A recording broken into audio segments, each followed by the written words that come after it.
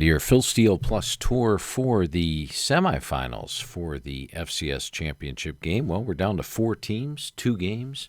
As always, the Phil Steele Plus tour is to take you through a little tour of the website so you can use it to the best of your ability. And also, of course, break down the games. Right now, 3-2 on the FCS playoff or postseason selection so far. And hopefully, I do have one play for you this week, and hopefully we'll have that as a winner for you this time.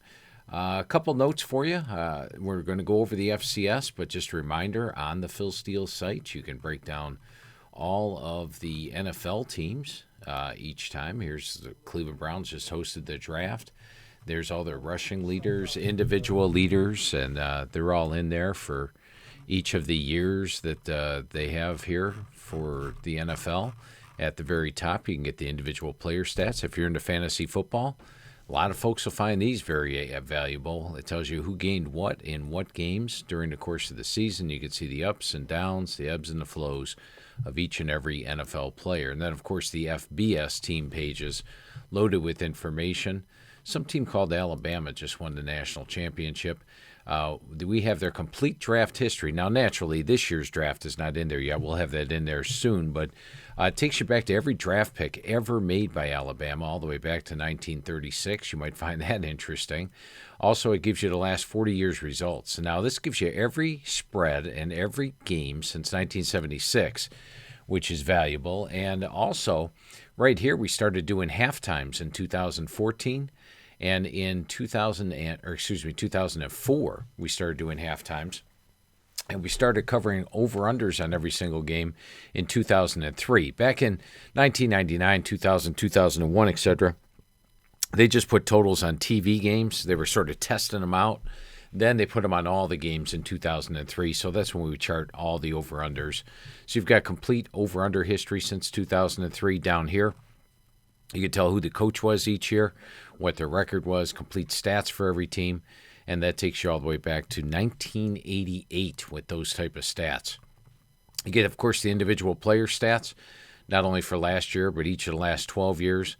Once again, you can see here with Alabama, I pointed this out last week. I think it was actually Jalen Waddle was their leading receiver after 4 games, went down to injury, and then Devontae Smith, the Heisman Trophy winner, took over as their number 1 receiver. You have all that at your fingertips. But let's talk FCS playoffs. That's what you're here for today. And we'll take a look at our first matchup, Delaware against South Dakota State. Some things you might not know from last week. In that Delaware game against South Dakota State, I should say, the Delaware game against Jacksonville State, which Delaware pulled the upset 20-14. Jacksonville State lost their quarterback to a leg injury. Then they had to bring in their second stringer. He led the team for 3 drives and just 27 yards. They brought in the third string quarterback in the second half, but struggled. So I look at this 200 yards defense and 8 first downs and have to think that had a little bit to do with Jacksonville State losing their quarterback early in the game. South Dakota State was a big favorite over Southern Illinois. In fact, they entered number 1, and they are my number 1 in my average game grade out here.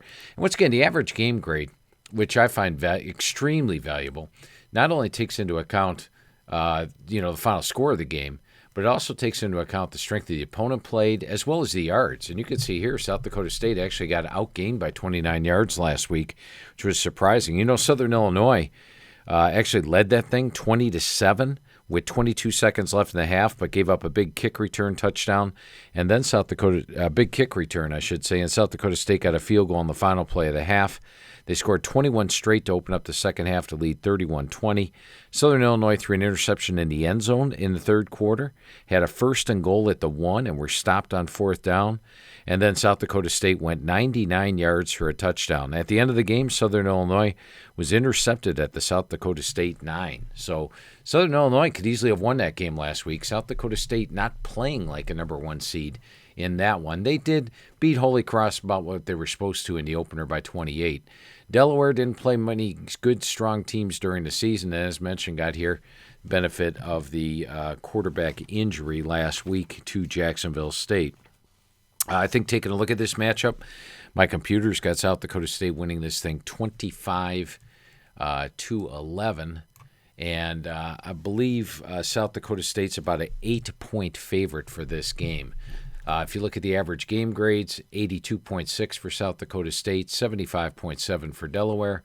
Last 4 weeks, it's South Dakota State 89.1. That's because of this big 108.4 average game grade against Southern Illinois here, which they didn't recapture last week. Meanwhile, Delaware playing at just a 70 average game grade the last 4 weeks. I find this valuable as well.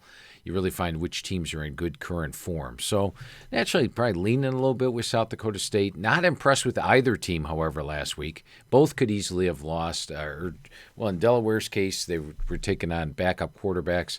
In South Dakota State's case, they could very well have lost. So we're not going to make a pick on that game, and we'll move to the second one. And the second game we're going to take a look at this week is James Madison against Sam Houston State. So we're going to put Sam Houston State on the right and James Madison on the left. You know, one thing I noted last week, and it did come to fruition, was the fact that Sam Houston State had a pretty tough rush defense. They weren't taking on the weak rush defense that they did the previous week. I'm talking about North Dakota State. They were taking on Sam Houston State's rush defense, and Sam Houston State held them to 139 yards. Very impressive performance. You look at them on the season, giving up 69 yards per game on the ground. That is impressive. They are playing James Madison over here. James Madison makes me think I just talked to Coach Houston of East Carolina. Going through coaches' interviews, by the way, if you want to look, real quick magazine update before I get to this game. Month of May, I go through and talk to the coaches, try to spend about an hour each on the phone with them, going over every player on the team, every position, getting our guys in the right order for the magazine. I remember talking to Coach Houston 2 years ago when he took over the job at East Carolina, and he told me, he said, you know what, I'm leaving a very good defense at James Madison. And look at this, James Madison was just like Coach promised. They only gave up 269 yards per game. They had 47 sacks on the year, only gave up 16 points per game. And once again this year, even better, 231 yards per game, 13 points per game. So they do have one of the top defenses in FCS, clearly, year in, year out. Giving up 231 yards per game is a pretty good number. Now, Sam Houston State likes to throw the football around the yard. That's why their defense probably giving up 347. They take on more plays, but they did a good job. They're tough against the run. They held North Dakota State down last week. In that North Dakota State game last week, North Dakota State scored on a 94-yard kick return touchdown and a 76-yard punt return touchdown. So as you see, they only gave up 229 yards. The 20 points, really only 6 points allowed by the defense, and they held Monmouth to 15, 14-13, 16-7. Sam Houston State has a good defense, and I've known for 2 years that James Madison has had an extremely good defense. So I think we've got two really good defenses lined up here. And the total in the game is actually 47.5. Now, my computer's got this one going right down to the wire. I believe James Madison about a 1-point favorite, and my computer's got James Madison winning this thing 21-20. But both those numbers, 41 points, and that even reflects the two special teams touchdowns last week, has me leaning towards under 47.5 in the Sam Houston State, not North Dakota State, James Madison game. We're looking at James Madison against Sam Houston State. I think we got two really good defenses. If you look at how James Madison likes to move the ball, they like to run the football. Once again, these guys have a very good run defense. So I think in this case you've got two good defenses, very good defenses. 536 yards came early against them. You look at the last 4 weeks, giving up 318 yards per game.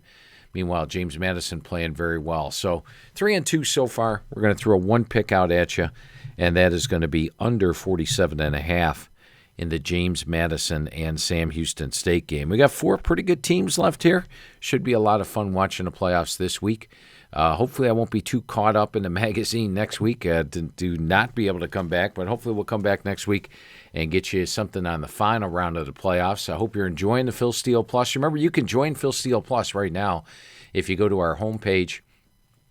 Just click on the store, and when you go to the store, you get FCS access right now. I gave you the code on last week's tape, brings us $29 all the way down to $9 for the rest of the FCS. And then, of course, don't forget about the magazine. You know, you might see some football magazines actually popping up at the shelves right now. That means they went to the press probably 3-4 weeks ago. and they're going to be popping up at the newsstands this week or maybe next week. They're going to have some old information. That transfer rule, I think, is going to have a major impact. We're not going to the press till June 15th. I want to capture all these transfers, get them on the pages, get them on the right teams. But the good news is we're going to have a quick turnaround time because we're not doing national distribution this year, just doing it with Barnes & Noble. We don't have to have that 3-4 week window from last page of the press to actually getting out. In fact, if you order the magazine, we send the last page of the press June 15th. We start shipping them out June 23rd. And that means you'll have it. We're going FedEx this year, 2-day FedEx. So don't worry if you got it last year via the post office and priority mail, and they were saying 2 to 3 days, and sometimes it took 2 to 3 weeks for crying out loud. We're going FedEx. We switch that over, and you can get it in 2 days, well before July 4th. Still have it right around the time of the other guys, but you'll have all the up-to-date information that you crave. So check out the store at philsteele.com. Order the college football preview. Once again, your best bet is here, the double deal. You actually get a little discount on the magazines as opposed to paying the $40. You only pay $37.25. Plus, you only pay one shipping cost because we can fit 2 magazines in the same envelope. We don't make anything on the shipping. We charge you exactly what the shipping is. So get either the single or the double. The double deal is your best bet. Get in with the FCS All Access. And as mentioned, hopefully I'll be back with you next week with another update. 3-2 so far for the FCS playoffs.